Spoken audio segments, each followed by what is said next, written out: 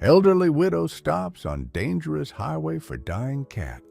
What this animal did next left her speechless. The steady hum of the tires on asphalt was usually a comfort to Margaret, a predictable rhythm in a life that often felt too quiet. But today, driving the familiar stretch of Interstate 55 south out of Chicago, the hum felt like a monotonous drone mirroring the emptiness that had settled deep within her since Arthur passed away 3 years ago. It was late afternoon in mid-October. The sky, a canvas of bruised purples and fading orange, bled into the graying landscape. The trees lining the highway were mostly bare, their skeletal branches stark against the twilight. Margaret, 72, clutched the steering wheel, her knuckles white, despite the worn softness of her driving gloves. She just spent the day with her daughter Sarah and her two boisterous grandsons in the city. It was always lovely to see them, to be enveloped briefly in the chaotic warmth of their lives, but the leaving always hurt.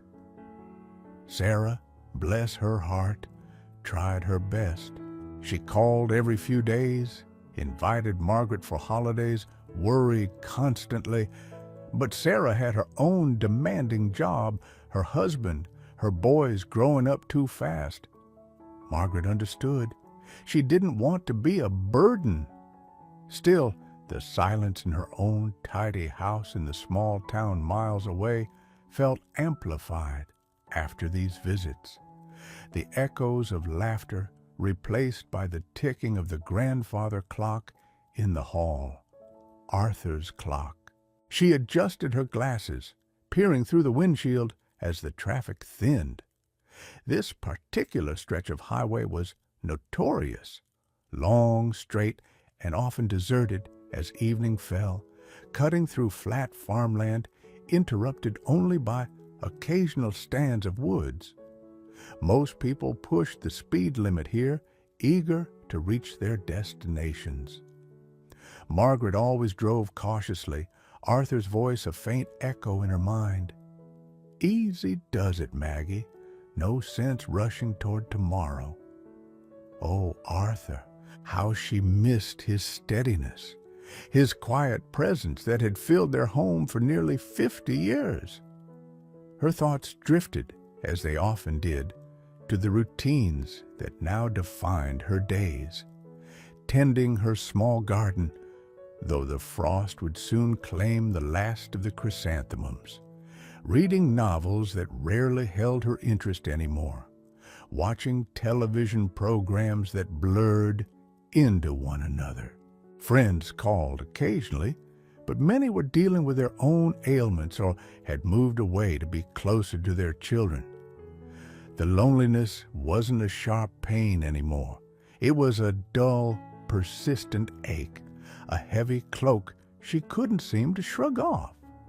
It was then, amidst the melancholic drift of her thoughts and the fading light, that she saw it.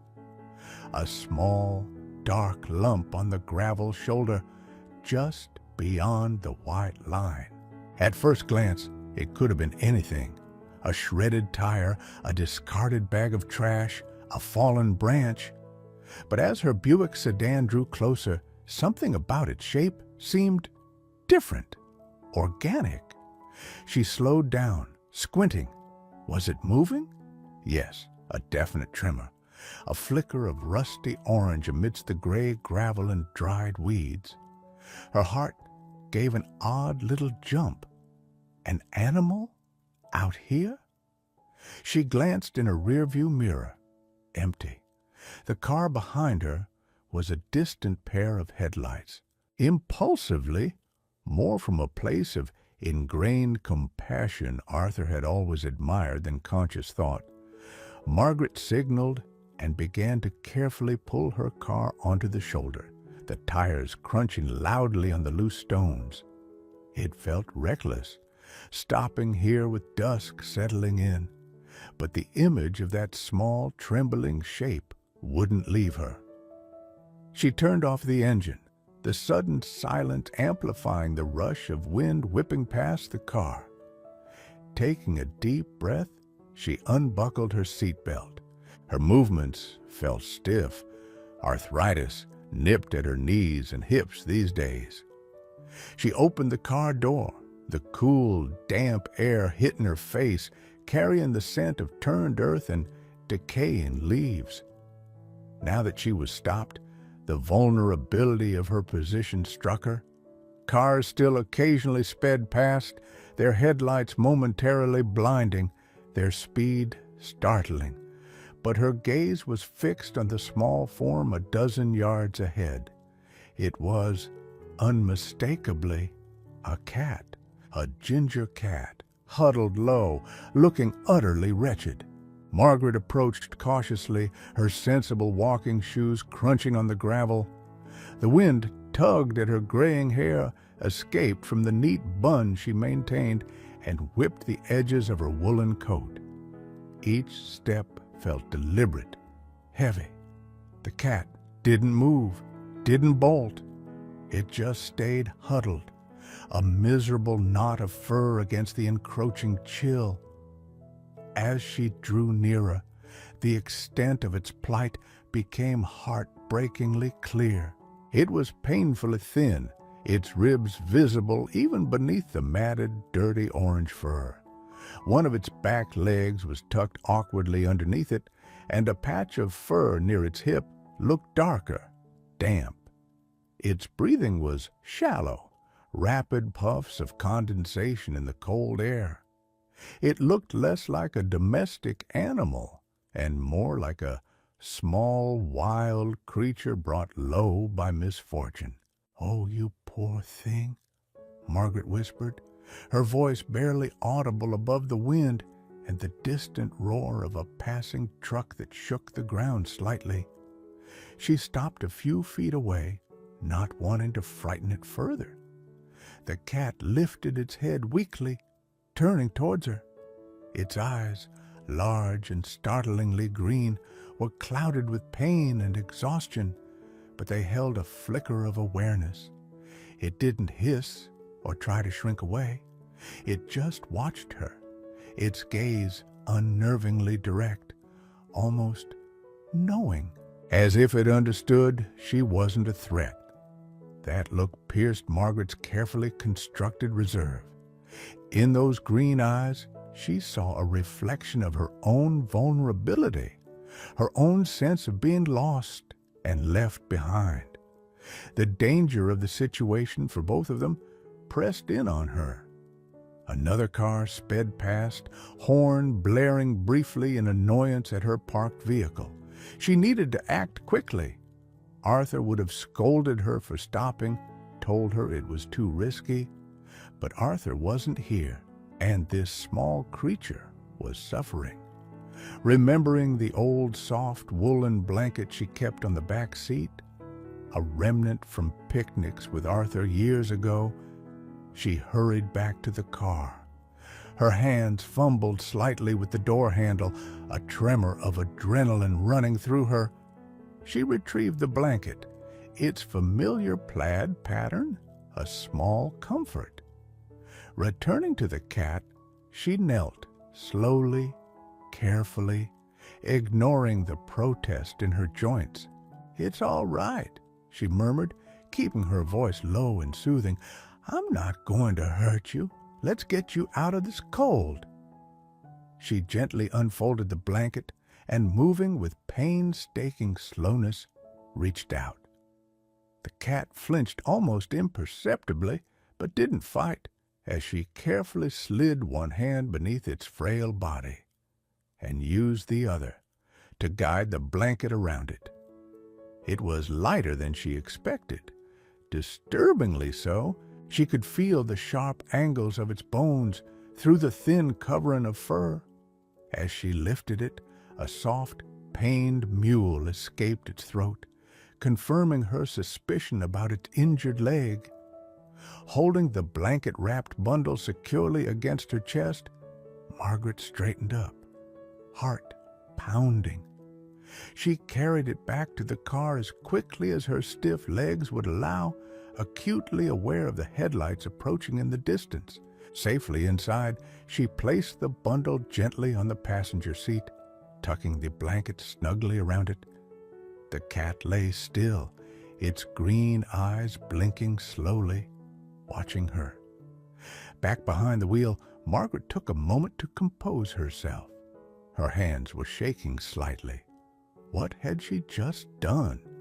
She couldn't take it home like this. It needed help. A veterinarian. Immediately.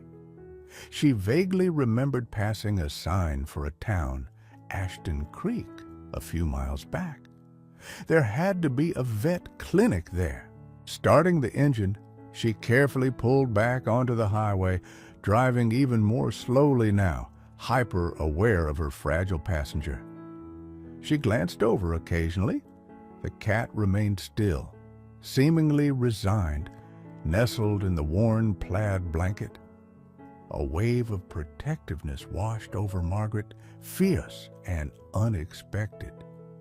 It mingled with the familiar ache of loneliness, creating a complex, bittersweet emotion she couldn't quite name. She had rescued this creature from the roadside, but as she drove towards the unknown lights of Ashton Creek, a small, irrational part of her wondered if, perhaps, it might also rescue her. The sign for Ashton Creek Animal Hospital appeared like a small beacon in the deepening twilight. Dr. Ramirez, a kind-faced woman with gentle hands and weary eyes, met her in the examination room. Margaret explained, her voice trembling slightly, how she'd found the cat. Dr. Ramirez listened patiently, her expression sympathetic as she carefully unwrapped the blanket. She examined the cat with quiet efficiency, her touch firm but reassuring. The diagnosis was grim but not hopeless.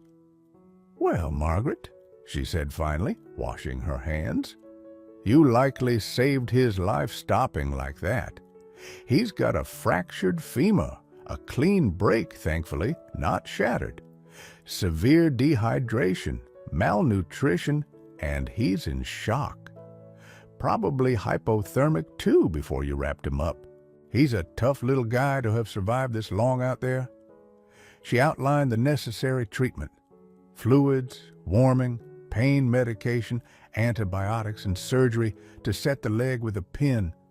There would be anesthesia, recovery time, follow-up care. No microchip, no collar. Likely a stray or perhaps dumped. The costs would be significant. Margaret looked at the small, pathetic creature lying on the stainless steel table, hooked up to an IV drip, its fur patchy and dull even under the bright clinic lights. It looked so terribly alone, just like she felt. The vet's words about the cost hung in the air. She was on a fixed income, careful with her budget. Taking this on was a huge commitment, financially and emotionally. Sarah would probably think she was being foolish, taking on a sick stray at her age. But then the cat, as if sensing her hesitation, turned its head slightly and looked directly at her again with those haunting green eyes. It blinked, a slow, deliberate movement. In that instant, the decision was made. It wasn't logical, perhaps not even sensible, but it felt right, deeply right. "Do whatever needs to be done, Doctor," Margaret said, her voice firm now, surprising even herself. "I'll take him home. I'll take care of him." Dr. Ramirez smiled, a genuine warm expression that crinkled the corners of her eyes. "All right, Margaret, let's get this little fella fixed up. Have you thought of a name?" Margaret glanced at the cat's dirty reddish-orange coat. "Rusty," she said, the name coming to her suddenly. "His name is Rusty." Leaving the Ashton Creek Animal Hospital that evening felt surreal. Margaret paid the hefty deposit for Rusty's surgery and initial care, the amount making her wince inwardly, though she didn't let it show. Dr. Ramirez assured her the surgery would happen first thing in the morning and that Rusty was stable for the night, receiving fluids and warmth. She promised to call Margaret with an update after the procedure. The drive to her own house, usually only another 20 minutes down the road, felt longer than ever. The passenger seat, now empty except for the faint indentation in the old blanket, seemed profoundly vacant. The silence in the car was different now, not just empty, but expectant. Margaret's mind raced. What had she committed to? Could she really handle this? Caring for a sick animal, the vet visits, the expense? It felt overwhelming. Doubts gnawed at her, whispering that she was being impulsive, sentimental, foolish. She pulled into her familiar driveway, the house dark except for the porch light she always left on.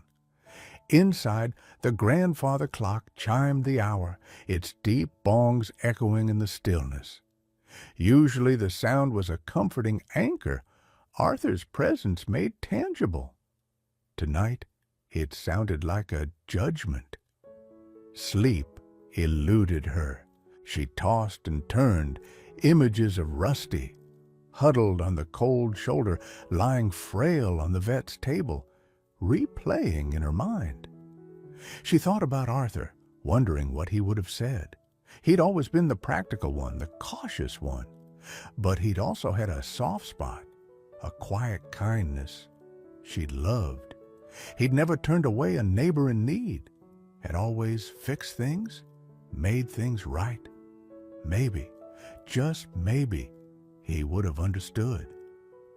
The call from Dr. Ramirez came mid-morning the next day. "Margaret, the surgery went very well. The break was clean as I thought, and the pin is securely in place. He's still groggy from the anesthesia, of course, but he's doing fine. He's a little fighter." Relief washed over Margaret so intensely her knees felt weak. "Oh, thank you, doctor. That's wonderful news. He'll need to stay here for another day or two for observation, pain management, and to make sure he starts eating a little. Then, if all goes well, you can take him home. I'll send you with detailed instructions for his care, medications, and we'll need to schedule follow-up appointments to check the leg."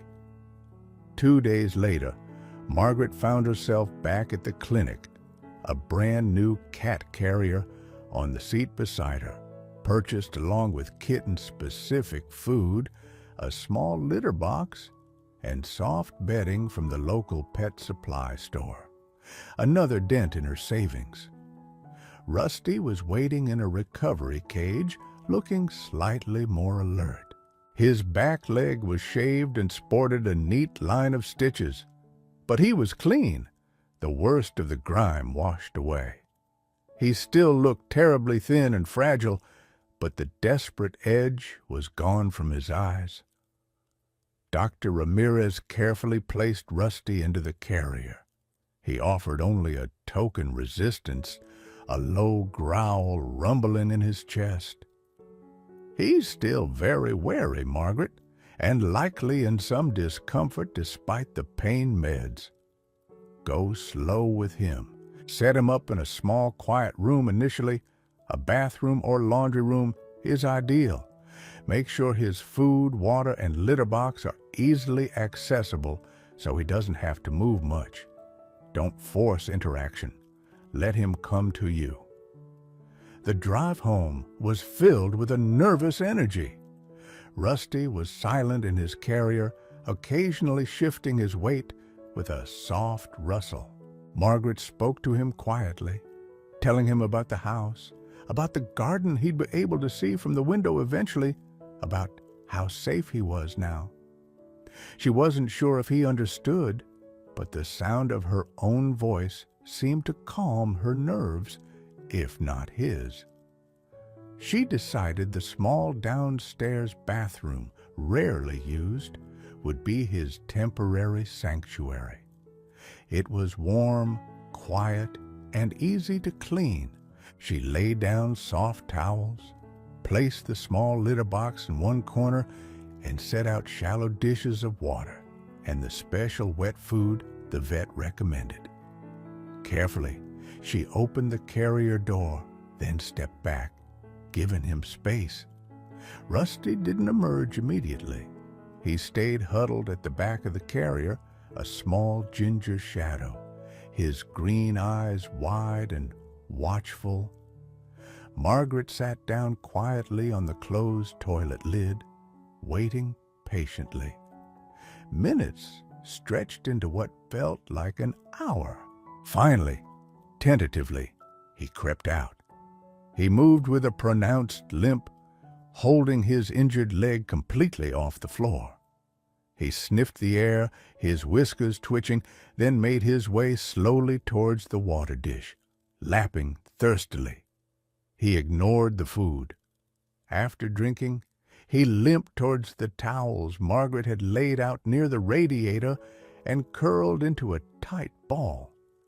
Tucking his injured leg protectively beneath him, he closed his eyes, though Margaret suspected he wasn't truly asleep, just conserving energy, remaining vigilant.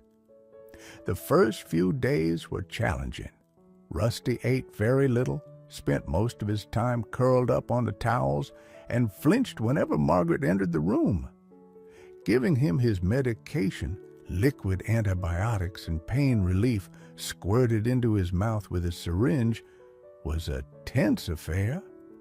He would hiss and sometimes feebly bat at her hand, though he never used his claws. Margaret persevered, her movements slow, her voice always gentle. She would simply sit in the bathroom with him for periods each day, reading her book aloud or talking softly about her day, letting him get used to her presence without demanding anything from him. The first night was the hardest. Margaret found herself waking frequently, creeping downstairs to peer into the bathroom. Rusty was usually awake, his eyes glowing faintly in the dim light filtering under the door. Once she heard a soft, distressed mewling. Her heart ached for him, for his pain and fear, and for the loneliness she knew so well. She sat outside the closed door for a long time that night, just listening to his quiet sounds, feeling a strange kinship with the wounded creature on the other side. This uncertain beginning was fraught with worry, but beneath it, a fragile thread of hope was starting to weave itself into the fabric of her quiet life. The rhythm of Margaret's days slowly shifted, acquiring a new, albeit demanding cadence centered around Rusty's needs. Morning began not with the slow ritual of coffee and gazing out at the awakening garden, but with checking on Rusty, cleaning his litter box, a task she found surprisingly unfussy, coaxing him to eat a few bites, and the careful administration of his medications. Evenings involved another round of care, and then often simply sitting with him in the quiet warmth of the small bathroom. Rusty's recovery was gradual. He remained aloof, wary. He tolerated Margaret's presence, but offered no sign of affection. Yet, small signs of progress began to emerge, tiny victories that Margaret clung to. After nearly a week, he started eating more consistently, finishing the small portions of wet food she offered. He began grooming himself meticulously, smoothing down his ginger fur, a sign Dr. Ramirez had told her that he was feeling marginally better and safer. He still favored his injured leg heavily, but he started to move around the small bathroom a little more, sniffing curiously at the cabinets, peering under the sink. One afternoon, while Margaret was sitting on the floor reading aloud from an old gardening book Arthur had loved, Rusty uncurled himself from his towel nest. He limped slowly towards her, sniffed tentatively at her outstretched, still hand, and then, astonishingly, rubbed his cheek against her fingers just once before retreating back to his safe spot. Margaret's breath caught in her throat. Her hand tingled where he had touched her. It was the briefest of contacts, perhaps accidental, but it felt momentous. Tears pricked the corners of her eyes, not tears of sadness this time, but of a tentative, burgeoning joy. As Rusty healed physically, Margaret found herself undergoing a subtle transformation, too. The act of caring for this dependent creature chipped away at the lethargy that had enveloped her. Measuring medication, preparing special food, ensuring his comfort, these small tasks gave her days a structure and purpose that had been missing. She found herself talking to Rusty constantly, narrating her actions, sharing memories of Arthur, voicing thoughts she usually kept locked inside. "Arthur would have liked you, I think," she murmured one evening, watching Rusty carefully clean his whiskers after finishing his dinner. "He always pretended not to care for cats, said they were too independent. But I remember Mrs. Henderson's Tabby used to sit on our fence, and Arthur would sneak out bits of leftover chicken for it when he thought I wasn't looking." A soft smile touched her lips, a genuine smile that reached her eyes. Sharing these memories with Rusty felt natural, less lonely than simply holding them in her heart.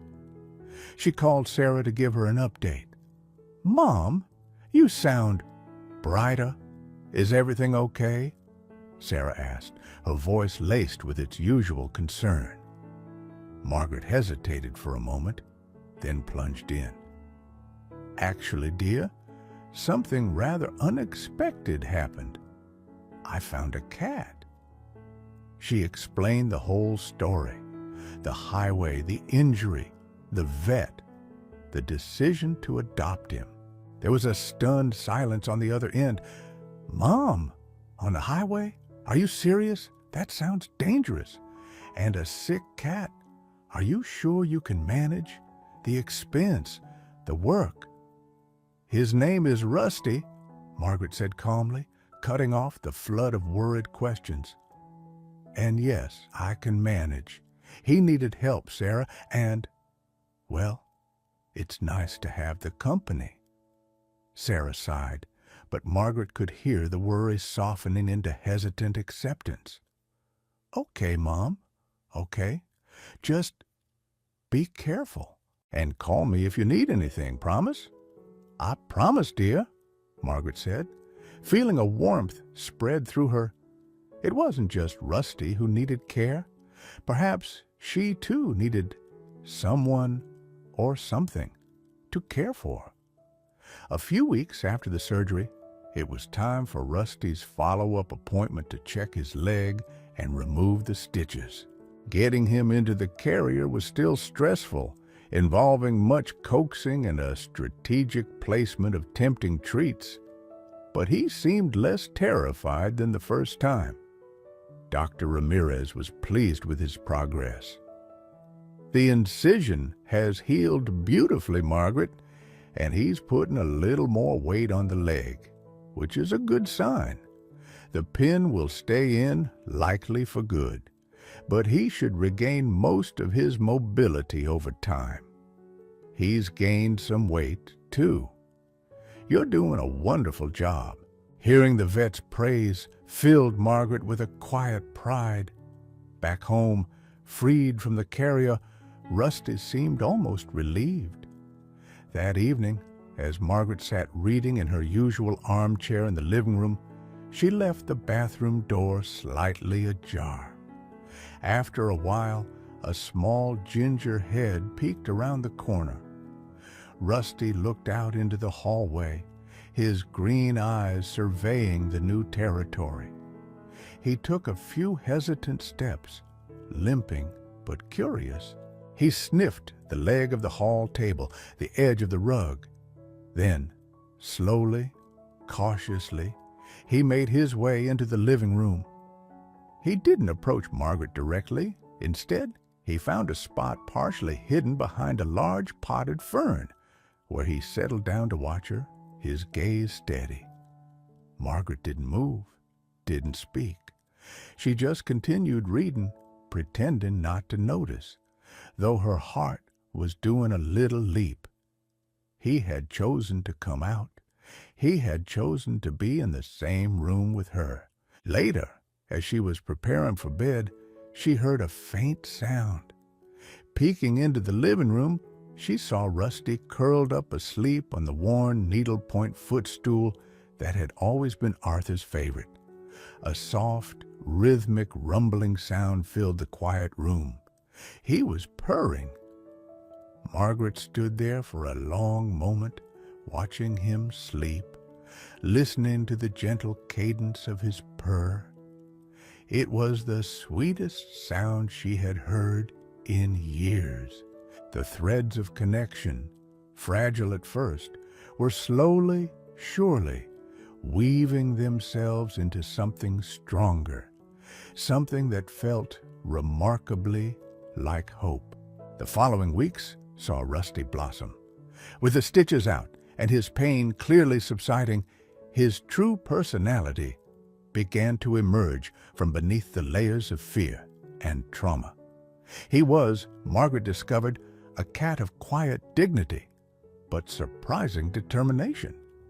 The limp remained, more pronounced when he was tired or moved quickly, but it didn't stop him from exploring every corner of Margaret's tidy house.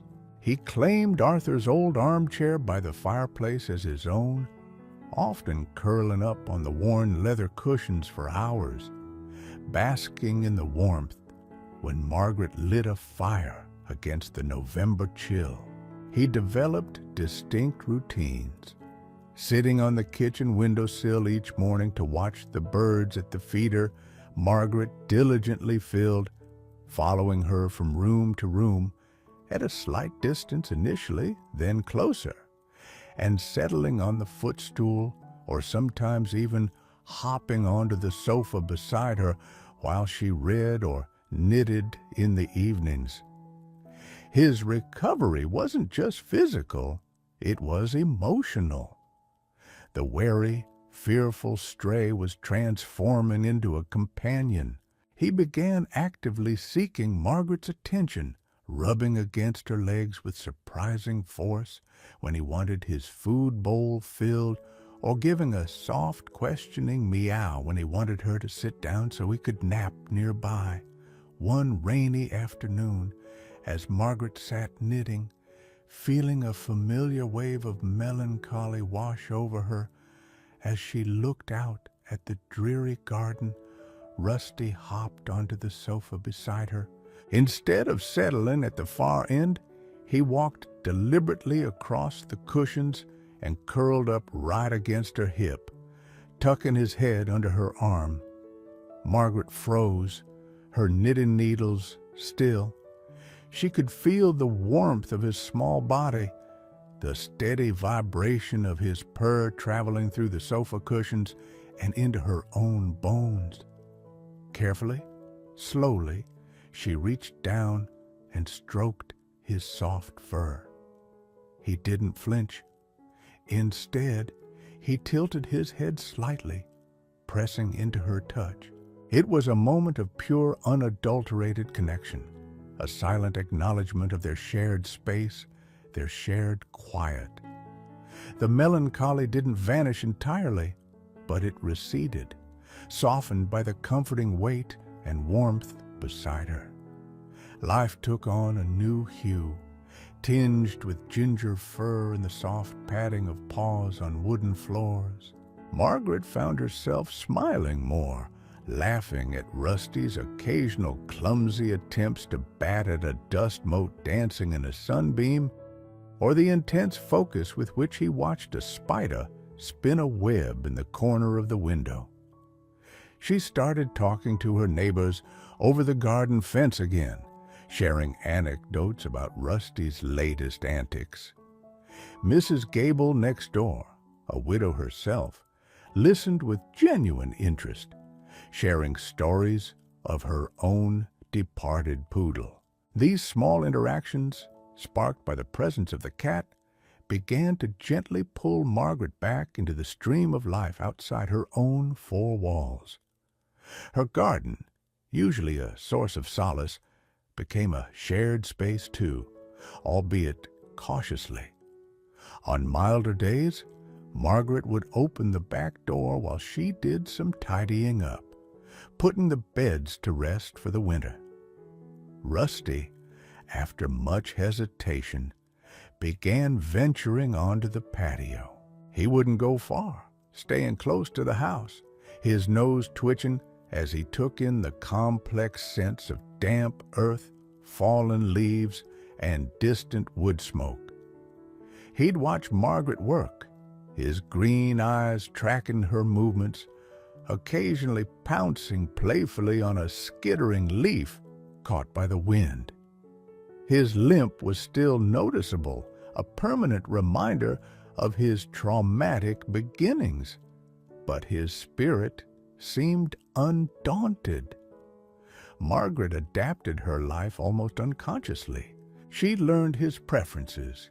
He favored salmon-flavored food, disliked loud noises, loved batting at the end of her knitting yarn, much to her mock exasperation, and had a particular fondness for sleeping in sunbeams. She bought him a scratching post, which he ignored in favor of the corner of the living room rug, despite her gentle redirection, a few crinkly balls, which he occasionally chased with surprising speed, and a softer bed, which he used only when Arthur's chair was occupied by laundry waiting to be folded. She found herself looking forward to waking up, knowing Rusty would be waiting patiently, or sometimes impatiently with a meow, by his food bowl. The silence of the house was no longer oppressive. It was punctuated by the soft sounds of a purring cat, the occasional jingle of the bell she'd eventually put on his collar, more for her peace of mind than his, the rhythmic crunch of kibble. She reflected one evening, watching Rusty doze in his favorite chair, how profoundly her life had changed in just a few short months. The deep ache of grief for Arthur remained, a landscape she carried within her, but it was no longer all-consuming. Rusty hadn't replaced Arthur, nothing ever could, but he had filled a different space, an empty corner she hadn't realized was so cavernous until his small, warm presence began to inhabit it. Finding him on that desolate highway had felt like an impulse, a moment of irrational compassion. Now, watching him sleep, safe and warm, Margaret knew it had been something more. It had been a turning point, a quiet, unexpected gift in the lonely twilight of her life. The rusty hue he brought wasn't just the color of his fur. It was the color of returning warmth, of companionship found in the most unlikely of circumstances. Just as a comfortable, predictable rhythm settled over Margaret and Rusty's life together, weaving a tapestry of quiet companionship, a harsh reminder of life's fragility intruded.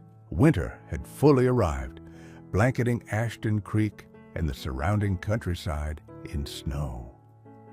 Inside, the house was cozy, the fireplace crackling merrily. Rusty often stretched out luxuriantly on the hearth rug, soaking up the warmth. He had gained weight, his coat was thick and glossy, and his limp, though permanent, barely seemed to hinder him as he navigated his familiar domain. Margaret felt a deep sense of contentment, a quiet joy she hadn't thought possible just months earlier. Then one morning, Rusty didn't greet her with his usual demanding meow by the food bowl. Margaret found him curled tightly in his bed near the radiator, his usual spot when he felt unwell back in the early days. He looked lethargic, his eyes half closed, and he barely reacted when she stroked him. He refused his favorite salmon-flavored food, turning his head away with a weak flick of his ear. A cold knot of fear tightened in Margaret's stomach. Old anxieties, ghosts of past losses, immediately surfaced. She remembered Arthur's final illness, the subtle signs she'd initially dismissed, the swift decline. Was Rusty seriously ill? Had his old injuries caused some hidden complication? She monitored him closely all morning. He didn't move from his bed except once to use the litter box, an effort that seemed to exhaust him. He wouldn't drink water. By lunchtime, Margaret knew she couldn't wait. Panic began to set in, sharp and piercing. The thought of losing him after everything was unbearable. Bundling the listless cat carefully into his carrier felt terrifyingly different from the previous trips. This wasn't about recovery. It was about fear of the unknown, fear of the worst. The drive back to Ashton Creek Animal Hospital seemed interminable, the snowy road slick, Margaret's hands gripping the steering wheel tightly, her heart pounding against her ribs. Dr. Ramirez saw them immediately, her expression turning serious as she examined the quiet, unresponsive cat. "He's running a high fever, Margaret," she said, her voice gentle but concerned. "And he seems dehydrated again. Let's run some blood tests and get him on fluids right away." The wait for the test results was agonizing. Margaret sat in the small, sterile waiting room, the familiar antiseptic smell now associated with anxiety rather than hope. She stared blankly at the outdated magazines, her mind racing through worst-case scenarios. What if it was something serious? Kidney failure, an infection related to the pin in his leg, cancer? He was a stray. His history was a complete unknown. How could she bear it if, after finding this unexpected joy, it was snatched away so soon? She called Sarah, her voice trembling despite her efforts to sound calm. "Rusty's not well, dear. We're at the vet." Sarah, hearing the tremor in her mother's voice, didn't question or fuss this time. "Oh, Mom, I'm so sorry." "What did the vet say? Do you want me to come down?" "They're running tests," Margaret managed. No, don't come yet. It's snowing badly. I'll call you when I know more." But the offer, the immediate, unwavering support, meant the world. It reminded her she wasn't entirely alone. Finally, Dr. Ramirez came back into the waiting room, her expression easing slightly. "Okay, Margaret, the blood work is back. It looks like he has a severe respiratory infection, probably picked up somewhere. It happens, even with indoor cats sometimes, and his immune system might still be a bit compromised from his rough start. It's serious, especially with the fever and dehydration, but it's treatable with strong antibiotics and supportive care." Relief washed over Margaret, so potent it left her weak-kneed. It wasn't the worst-case scenarios her panicked mind had conjured. "Oh, thank goodness. Can he come home?" Dr. Ramirez shook her head gently. "I'd like to keep him here overnight, maybe 2 nights. We need to get his fever down, keep him on IV fluids to rehydrate him properly, and start the antibiotics intravenously to get them working quickly. Once he's stable and eating again, you can take him home with oral medications." Leaving Rusty behind again felt like leaving a piece of her heart at the clinic. The house felt unbearably empty that night, the silence profound and heavy. Arthur's chair looked vacant, the footstool unused. Margaret barely slept, worrying about Rusty alone in a cage, feeling sick and frightened. She realized, with startling clarity, just how deeply entwined her life had become with this little ginger cat. He wasn't just a pet, he was family. He was her anchor in the quiet sea of her later years. The next day dragged, but Dr. Ramirez called in the afternoon with positive news. Rusty's fever was down, he'd taken a little food, and he seemed brighter. Margaret visited him, sitting by his cage, talking softly. He even managed a weak purr when she scratched behind his ears through the bars. After 2 nights, Rusty was deemed stable enough to go home, armed with a new course of antibiotics and instructions for continued supportive care. Bringing him back into the house felt like a true homecoming. He was still subdued, sleeping more than usual, but he ate small amounts, sought out his favorite sunbeam, and allowed Margaret to fuss over him. The health scare, though frightening, served a purpose. It stripped away any lingering illusion that her connection with Rusty was casual or temporary. It forced Margaret to confront the depth of her attachment, the fear of further loss, and ultimately, the strength of the bond they had forged.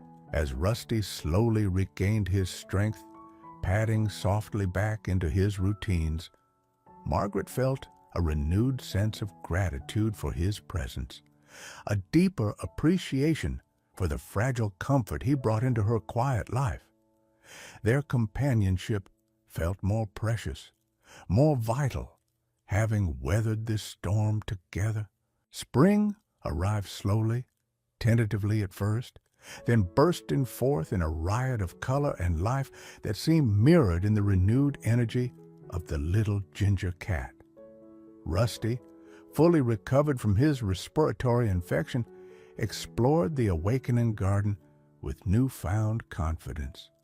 His limp was a constant, a visible map of his past, but it didn't stop him from stalking butterflies with intense, albeit often unsuccessful, focus, or rolling ecstatically on the warm flagstones of the patio. Margaret watched him from her wicker chair, a gentle smile playing on her lips. The rhythms of their life together had settled into a comfortable, predictable pattern, a quiet dance of companionship. Mornings began with Rusty's insistent meows for breakfast, followed by his patrol of the windowsills, monitoring the bustling activity at the bird feeder. Margaret would work in her garden, planting petunias and marigolds, Rusty often nearby, sometimes helping by batting at dangling plant tags or napping in a patch of freshly turned earth. Leaving dusty paw prints Margaret no longer minded discovering on the kitchen floor. Afternoons were for quiet pursuits. Margaret might read, knit, or tackle a crossword puzzle while Rusty napped, usually in Arthur's chair or, increasingly, curled up directly on Margaret's lap, his purr a low, steady rumble against her. His initial wariness had completely melted away, replaced by an unwavering trust and affection that still, sometimes, brought tears to Margaret's eyes. He would greet her at the door when she returned from errands, winding around her ankles, demanding attention. He would follow her to bed at night, hopping onto the quilt and settling near her feet, a warm, living presence in the darkness. Sarah and the grandsons visited more often now. The boys, initially warned to be gentle with the recovering cat, had learned to approach Rusty quietly. To everyone's surprise, Rusty tolerated their clumsy petting, sometimes even indulging them with a slow blink or a rumbling purr before retreating to a higher perch. Sarah watched her mother interacting with Rusty, chatting to him, stroking his fur, anticipating his needs, and the worry that had long shadowed her expression eased into a quiet relief. She saw her mother was no longer adrift in loneliness. She had an anchor, a small, furry, fiercely loved anchor. Margaret's life hadn't become loud or dramatically different. It was still quiet, still centered around her home and garden, but the quality of the quiet had changed. It was no longer the hollow silence of absence, but the peaceful quiet of shared presence. Grief for Arthur hadn't vanished. It remained a part of her, a testament to the love they had shared, but it no longer defined her every waking moment. Rusty's presence didn't erase the past, but it made the present richer, fuller, imbued with small daily joys. She often thought back to that late afternoon on the highway, the impulsive decision to stop, the fragile flicker of life she'd cradled in the old plaid blanket. It felt like a lifetime ago.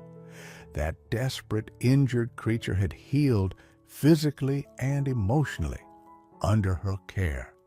But the healing, Margaret knew, had been mutual. Rusty had needed rescuing, but he had also rescued her, pulling her back from the brink of resigned isolation, reminding her of her capacity for love and care, giving her a reason to greet each day with purpose rather than resignation. One early summer evening, Margaret sat on the porch swing, watching the fireflies begin to dance in the twilight.